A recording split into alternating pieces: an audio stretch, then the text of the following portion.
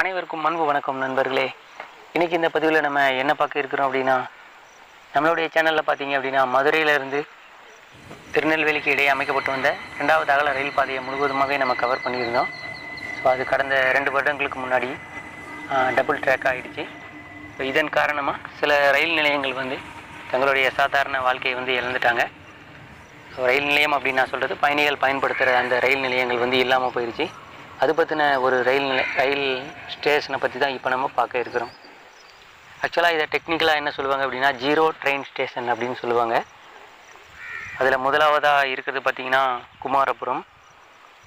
இந்த குமாரபுரம் ஸ்டேஷன் முன்னாடி, அதாவது சிங்கிள் லைனாக இருந்தப்போ கிராசிங்காக ரொம்ப பயன்பாடாக இருந்தது. ஆனால் அப்போவே பயணிகள் யாரும் பயன்படுத்தலை. பயணிகளுக்கான டிக்கெட்டும் இங்கே வழங்கப்படலை. பிளாட்ஃபாரங்களும் பார்த்திங்கன்னா பயணிகள் ஏறி இறங்கக்கூடிய வகையில் அமையலை. அதே நேரத்தில் இந்த ரயில்வே ஸ்டேஷன் இப்போ ஐபிஎஸ் டெக்னாலஜியில் மேம்படுத்திட்டாங்க. ஸோ யாருமே தேவையில்லை, ஆக்சுவல் கவுண்டரே அதோடைய சிக்னலை ஆன் ஆஃப் பண்ணிக்கிடும். அப்படிப்பட்ட ஒரு டெக்னாலஜி இங்கே இருக்குது. அதோட இந்த ஸ்டேஷன் இப்போதைக்கு ஸ்டேஷன் மாஸ்டர் ஆல்ரெடி சிக்னல் அப்படின்னு எதுவுமே தேவையில்லை. முழுமையாக நீக்கப்பட்ட ஸ்டேஷன் இதுதான். இப்போ மதுரையிலேருந்து பார்த்தீங்க அப்படின்னா, மதுரைக்கு அடுத்தபடியாக திருப்பரங்குன்றமும் பயணிகள் ரயிலெலாம் நிற்கும். அது மதுரையை பக்கத்தில் இருக்கிறதுனால மக்கள் பயன்பாடும் அது அதிகமாக இருக்குது. அடுத்ததாக திருமங்கலம் அப்படி தான் எக்ஸ்பிரஸ் ட்ரெயின் கூட நிற்கும். ஒரு சில எக்ஸ்பிரஸ் வண்டிகள் கூட இங்கே நின்று போகுது. அது இல்லாமல் இந்த திருமங்கலம் பார்த்திங்க அப்படின்னா, அது பக்கத்துலேயே ஸ்லீப்பர் ஃபேக்ட்ரி இருக்குது. ஸோ ரயில்வே ட்ராக் அமைக்கிறதுக்கான ஸ்லீப்பர் ஃபேக்ட்ரி இங்கே இருக்குது. அதையும் அங்கே உற்பத்தி பண்ணுறாங்க. அடுத்த ஸ்டேஷன் பார்த்திங்க அப்படின்னா கள்ளிக்குடியிலையும் பயணிகள் பயன்படுத்துகிறாங்க. அது மட்டும் இல்லாமல் இந்த எலக்ட்ரிஃபிகேஷன் காலத்தில் இந்த சிங்கிள் லைன் எலக்ட்ரிஃபிகேஷன் விருதுநகரில் இருந்து தென்காசி வரைக்கும் போடப்பட்ட அந்த எலக்ட்ரிஃபிகேஷன் ஒர்க் அப்போ இங்கே நிறையா மின்சார உபகரணங்களை இங்கே தான் ஸ்டாக் பாயிண்ட்டாக பயன்படுத்திகிட்டு இருந்தாங்க. இப்போவும் இங்கே பயணிகள் ரயில் நிற்கிது. அதனால் எந்த ஒரு பாதிப்பும் இந்த ஸ்டேஷனுக்கு இல்லை. அடுத்ததாக விருதுநகருக்கு அடுத்திருக்க துலுக்கப்பட்டி ஒரே ஒரு ட்ரெயின் தான் போகும்போது நிற்கிது, வரும்போது நிற்க மாட்டேங்குது. ஸோ அதனால் பயணிகள் பயன்பாடை விட அங்கே இருக்கிற சிமெண்ட் ஃபேக்ட்ரியோட பயன்பாடு தான் இதுக்கு ரொம்ப அதிகமான முக்கியத்துவம் கொடுக்குறாங்க. அடுத்ததாக இருக்கிறது சாத்தூருக்கு அடுத்தபடியாக நல்லி.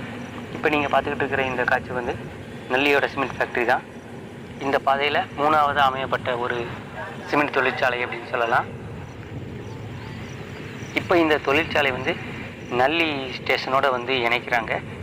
அதுக்கான ட்ராக் லைன் பணிகள்லாம் இப்போ தொடங்கப்பட்டிருக்கு.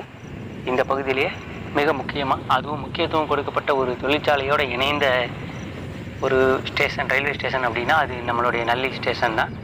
இங்கே பயணிகளுக்காக எந்த வண்டியுமே நிற்காது. ஆனாலும் இந்த வியாபார ரீதியாக, அதாவது இந்த வணிக ரீதியாக இங்கே ட்ராக் லைன் அமைக்கிறாங்க. பின்னால் இனி வரும் காலத்தில் கூட்ஸ் வண்டிகள் இங்கே நிற்கலாம். இங்கேருந்து சிமெண்ட்டுகளை ஏற்றிட்டு வேறு ஊர்களுக்கு செல்கிறதுக்கு பயன்பாடாக இருக்கும். அடுத்ததாக பார்த்திங்கன்னா, இப்போ ஏற்கனவே நம்ம பார்த்துட்டோம், கோவில்பட்டி தாண்டினதுக்கு பிறகு தான் குமாரபுரத்தோட காட்சிகள் முன்னாடியே வந்ததுனால அதை நான் முதல்லே சொல்லிட்டேன். அதுக்கு அடுத்தபடியாக கடம்பூருக்கு அடுத்து பாஞ்சிமணியாச்சிக்கு அடுத்து பார்த்திங்கன்னா நாரைக்கிணறு, கங்கை கொண்டான், தாளையூத்து, இந்த 3 ஊர் இருக்குது. இதில் தாளையூத்து பார்த்திங்க அப்படின்னா இதே மாதிரி தான் ஒரு சிமெண்ட் ஃபேக்ட்ரியோடைய வணிக ரீதி இருக்குது. அது இல்லாமல் சில ரயில்கள் தாளையூத்துலேயே நின்று போகுது. ஸோ 2 பயன்பாடுமே இங்கே இருக்குது. அடுத்ததாக கங்கை கொண்டான் பார்த்துக்கிட்டிங்க அப்படின்னா, திருநெல்வேலியோட கூட்ஸ் செட்டை கங்கை கொண்டானுக்கு ஷிஃப்ட் பண்ணிட்டாங்க. ஸோ இப்போதைக்கு முழுமையாக இல்லை, ஆனால் கிட்டத்தட்ட ஒரு பாதிக்கு மேலே கூட்ஸ் இங்கேருந்து தான் கையாளுறாங்க. ஸோ அதனால் பார்த்திங்க அப்படின்னா கங்கை கொண்டானும் வணிக ரீதியாக ஒரு முக்கியத்துவம் பெற்ற ரயில்வே ஸ்டேஷனாக இருக்குது. அடுத்ததாக நாரைக்கிணறும் சில பயணிகள் ரயில் நின்று போகுது. பயணிகளுடைய பயன்பாடும் அங்கே இருக்குது.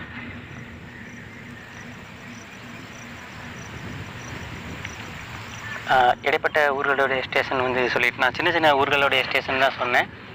இடையில மிகப்பெரிய ஸ்டேஷன்னா விருதுநகர் ஜங்ஷன், கோவில்பட்டி, சாத்தூர், அதுக்கப்புறம் வாஞ்சிமணியாச்சி ஜங்ஷன், இது எல்லாமே ஆல்ரெடி உங்களுக்கே தெரியும் ஒரு நல்ல ஒரு பயன்பாட்டில் தான் இருக்குது.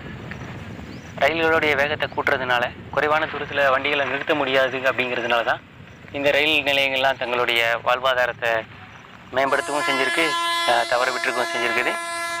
இதில் முக்கியமாக கடைசியாக ஒன்று கவனிக்கப்பட்டிருக்கேன். பார்த்திங்கன்னா செங்குளம் ஸ்டேஷன் வந்து மேலப்பாளையத்துக்கு அடுத்தபடியாக இருக்குது. இந்த ஸ்டேஷன் வந்து வாழ்வா சாவாங்கிற போராட்டத்தில் இருக்குது. இதோட அர்த்தம் என்ன அப்படின்னு பார்த்தீங்க அப்படின்னா, ஒருவேளை இப்போது நல்லிக்கு வந்திருக்க மாதிரி ஒரு பெரிய தொழிற்சாலை ரயில்வே ட்ராக்கை ஒட்டி நம்பி வரணும் அப்படின்னா அதுக்கு இவங்க செங்குளத்தை பயன்படுத்துறதுக்கான நிறைய வாய்ப்பு இருக்குது. ஸோ ஆனால் செங்குளம் அப்படிங்கிறது பார்த்திங்க அப்படின்னா மதுரை டிவிஷனுடைய கண்ட்ரோலில் வராது, இது வந்து திருவனந்தபுரம் டிவிஷனுடைய கண்ட்ரோலில் வரும். ஸோ பார்க்கலாம், அந்த மாதிரியான ஒரு தொழிற்சாலை வந்தால் அந்த ஸ்டேஷனும் வளம் பெறும். என்ன நண்பர்களே, இந்த வீடியோ உங்களுக்கு பயனுள்ளதாக இருக்கும்னு நினைக்கிறேன். மேலே ஏதாவது தகவல் இருந்தால் மறக்காமல் கமெண்ட் செக்ஷனில் சொல்லுங்கள். மீண்டும் ஒரு பதிவில் சந்திக்கலாம். நன்றி, வணக்கம்.